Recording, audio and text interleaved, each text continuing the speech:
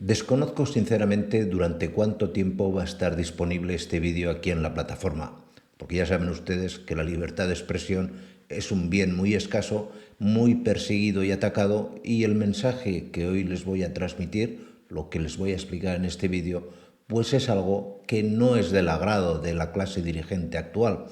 Por lo tanto, pues bueno, aparte de los ataques personales que voy a recibir, que estoy convencido, ay, ¿qué hace un veterinario hablando de esto? Que sepan ustedes que he trabajado durante muchos años en el Instituto Pasteur en el desarrollo de vacunas, lógicamente para animales, pero me considero con la capacitación adecuada, porque también he trabajado, por ejemplo, en Pfizer, para explicarles qué es lo que está ocurriendo en la actualidad, por qué se están prohibiendo las vacunas. Se ha empezado con Astra, pero no va a ser la última, perdón. Tengo que decirles también que el nerviosismo no solamente está en el barrio de los laboratorios, sino que recientemente también tuvimos a la ministra de Sanidad diciendo pública y llanamente que la vacunación de las personas había sido voluntaria, que a nadie se le había obligado a vacunarse. Quien se crea esto o es muy majadero o está metido en el ajo. Honestamente, no hay otra explicación intermedia. No solo la ministra actual, el anterior ministro Illa, y de esto ya se avisó en el Congreso. En el Congreso, al Congreso de los Diputados, acudieron especialistas avisando de los tremendos riesgos que tenía para la salud, los posibles riesgos que podrían aparecer si se utilizaba este nuevo sistema de vacunal. Y aquí les pongo lo que se decía en aquella época. Las llamadas vacunas de Pfizer y Moderna no son verdaderas vacunas. Son fármacos basados en una tecnología nunca usada en terapéutica hasta ahora y menos en campañas masivas. De ahí que la vacunación masiva supuso un experimento global sin precedentes en la historia de la humanidad. Hemos entrevistado y revisado hasta ahora la historia clínica de 3 participantes en ensayos clínicos, uno en el de Pfizer adultos, otro en el de Pfizer pediatría y uno en el de adultos de AstraZeneca, que han padecido de efectos adversos graves incapacitantes y que han sido literalmente desaparecidos de los informes de estos ensayos. Miren, este día 7 de mayo del 2024, lo digo por si me ven en un futuro, que haya pervivido este vídeo en la plataforma, pues se ha retirado del mercado la vacuna de AstraZeneca. Falsamente llamada vacuna, luego les explicaré la diferencia, es un producto que se conoce con el nombre de Vaxzevria. En verdad no es un producto que se haya prohibido. Eso si ustedes leen que ha sido prohibida en la Unión Europea, es falso. La propia empresa, los propios laboratorios AstraZeneca solicitaron el pasado día 5 de marzo que este producto se retirase del mercado, que no se aplicase más. Por 2 razones. Una es porque, según la empresa, prácticamente no se vende. Eso no es, bueno, se vende menos, pero se sigue vendiendo.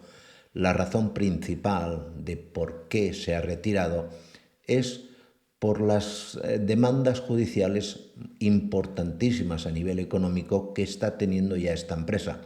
Por ejemplo, en el caso de Inglaterra tienen que hacer frente en la actualidad a una demanda por valor de 100 millones de libras esterlinas presentadas por tan solo 51 pacientes.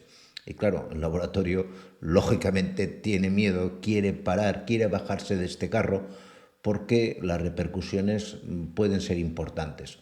No creo que estas demandas fructifiquen mucho a nivel europeo porque cuando se firmaron la mayoría de contratos, nuestros amigos políticos pues decidieron eximir a los laboratorios fabricantes de cualquier responsabilidad subsidiaria al daño que estas vacunas pudiesen provocar. Entonces, para explicarles un poco el tema desde el principio, creo que es importante que sepan qué es una vacuna RNM y cómo se hace, porque el origen del problema está aquí, en la tipología de vacuna. Básicamente, hasta la fecha teníamos 2 tipos de vacunas. Siempre eran lo mismo, exactamente igual siempre. Vacunas donde se introducía en el organismo, ya sea humano, ya sea animal, un virus entero, podía ser un virus vivo atenuado o un virus inactivado, es decir, un virus muerto, o bien teníamos vacunas de subunidades, vacunas donde lo que se introducía era un pequeño fragmento del virus, para generar inmunidad, es decir, para que de forma natural el sistema inmune de las personas o de los animales reconociese al agente patógeno, en este caso al coronavirus, como un agente infeccioso, y cuando se produjese una infección, pues el organismo tuviese la suficiente cantidad de memoria para producir anticuerpos que luchasen contra esta infección.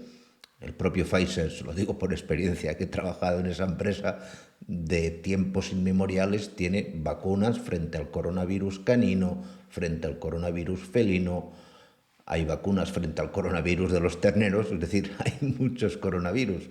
Y siempre se seguía este patrón. Este es el patrón que se reconoce como vacuna. Esto es una vacuna. La lucha legal que se está teniendo en la actualidad para reconocer como vacunas a estos preparados vacunales a base de ARNM que se nos han aplicado, pues esto lógicamente no lo son.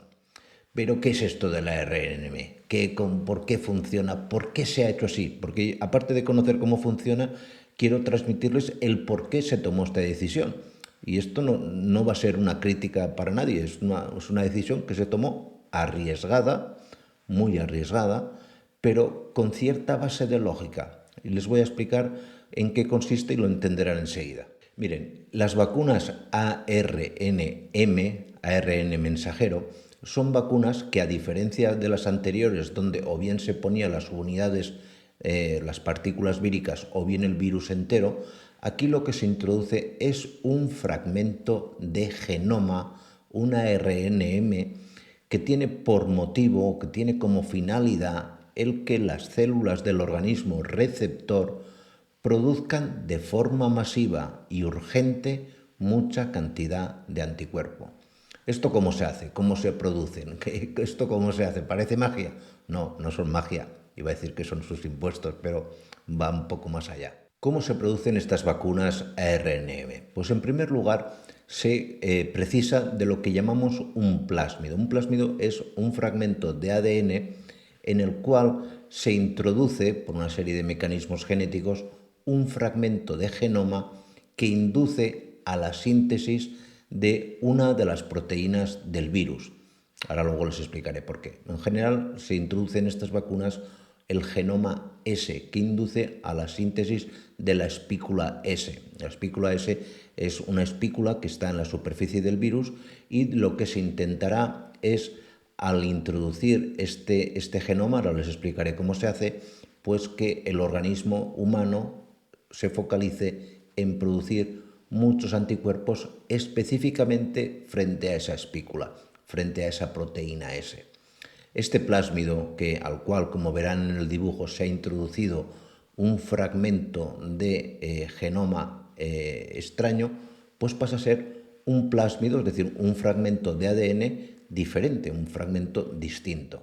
Para tener muchos de estos plásmidos, lo que se hace es inocular este fragmento de ADN modificado, al cual se ha añadido un gen para sintetizar la proteína S, en el interior de Escherichia coli, una bacteria que crece, se mete en unos reactores para que crezca y se multiplique a tutiplén, es decir, a que ello se nos llene, porque en el interior de estas bacterias habrán muchas de estas cadenas, muchos de estos plásmidos con el gen que va a sintetizar la proteína S, este gen ya modificado. Posteriormente, mediante un mecanismo básicamente físico y químico, se purifica, porque claro, en esa muestra, cuando se matan las bacterias, hay de todo tipo de restos, y se obtienen muchos de estos plásmidos. Estos plásmidos, posteriormente, mediante ingeniería genética, mediante el uso de una serie de enzimas,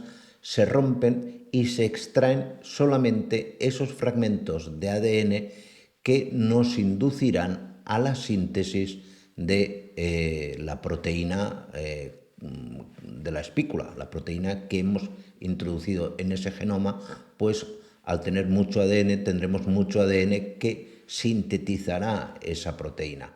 A posteriori, este fragmento de ADN nos interesa transformarlo en ARN. Este se consigue mediante una serie de enzimas polimerasas que lo que hacen es leer el genoma, ese fragmento de ADN, y mediante una serie de enzimas y nucleótidos fabricarse unas cadenas de ARNM. Estas cadenas, cuando se introducen, después de una serie de manipulaciones, se les añaden una serie de grasas, una serie de conservantes y demás, porque es un producto muy inestable.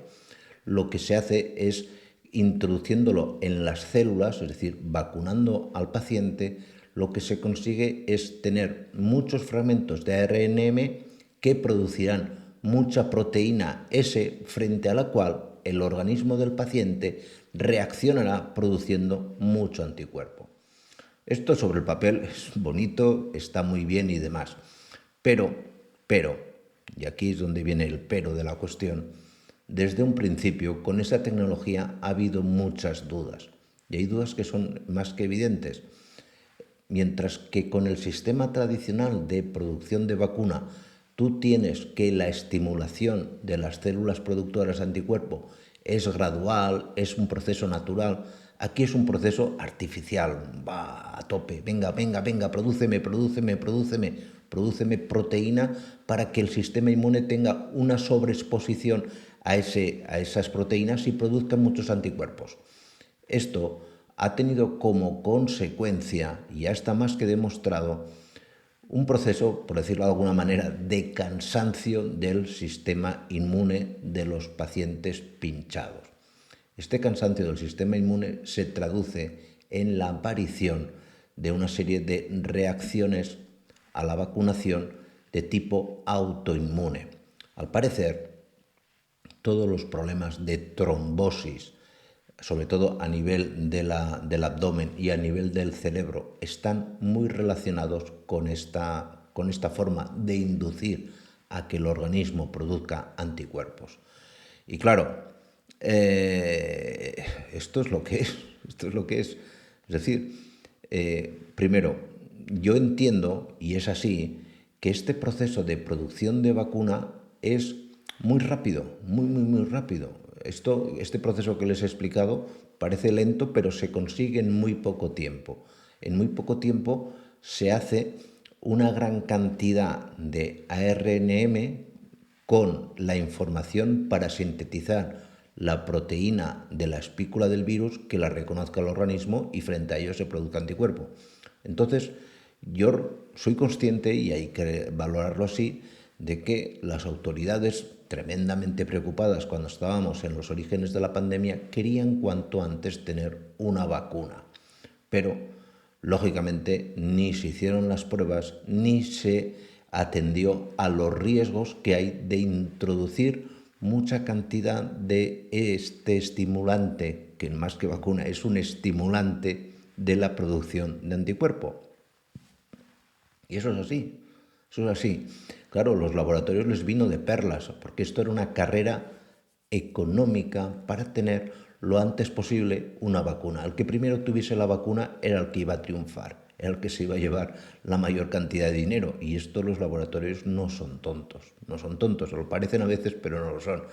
Y esto es una lucha económica que por una parte tenía un componente, digamos así, ético, por decirlo de alguna manera, pero por otra, en absoluto, no se valoró para nada esta situación.